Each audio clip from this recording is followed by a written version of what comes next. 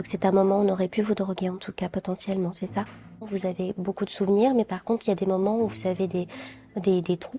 Nous on appelle ça une amnésie partielle parce qu'on ne se souvient pas de tout, mais on a des flashs de ce qui a pu se passer dans la soirée. C'est ça ce que vous décrivez?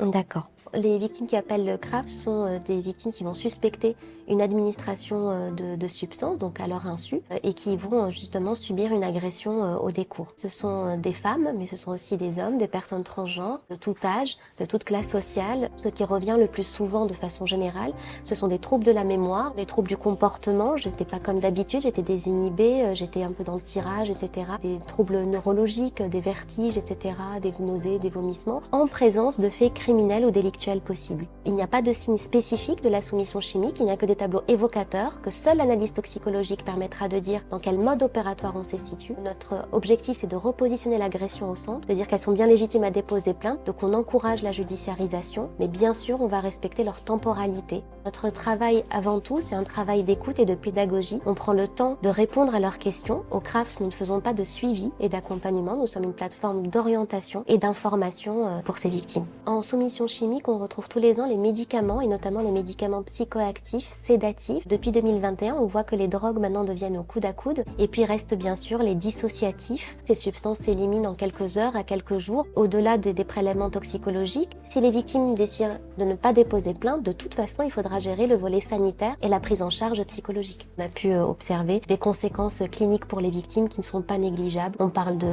chute, de traumatisme, on parle d'accidents de la voie publique, de grossesse non désirée, de contamination infectieuse, des dépressions, des anxiétés généralisées, de scarification, de tentatives de suicide, voire malheureusement de suicide abouti ou de décès par overdose. Donc c'est extrêmement important de garder en mémoire que nous sommes face à un sujet de santé publique. On note depuis le procès Pédico un état de sidération générale sur la soumission chimique dans la sphère privée, notamment dans les violences intrafamiliales. On n'a jamais eu autant de sollicitations par les professionnels de santé pour avoir des formations, les formations à large échelle, mais de vraiment partout sur le territoire national, pour monter en compétences, savoir quels sont les réflexes à adopter. Et c'est aussi pour ça que le CRAFS a été mis en place, c'est pour garder le lien avec les professionnels tout au long des étapes qu'ils auront à traverser lorsqu'ils accompagnent les victimes. Ce qui est très intéressant dans la panique partagée, c'est qu'elle s'est aussi transformée en vigilance solidaire. Si j'ai peur pour moi et que j'ai peur pour vous, on va faire attention les uns aux autres. Et peut-être que le meilleur rempart contre l'usage criminel, c'est cette vigilance solidaire qu'il faut absolument maintenir.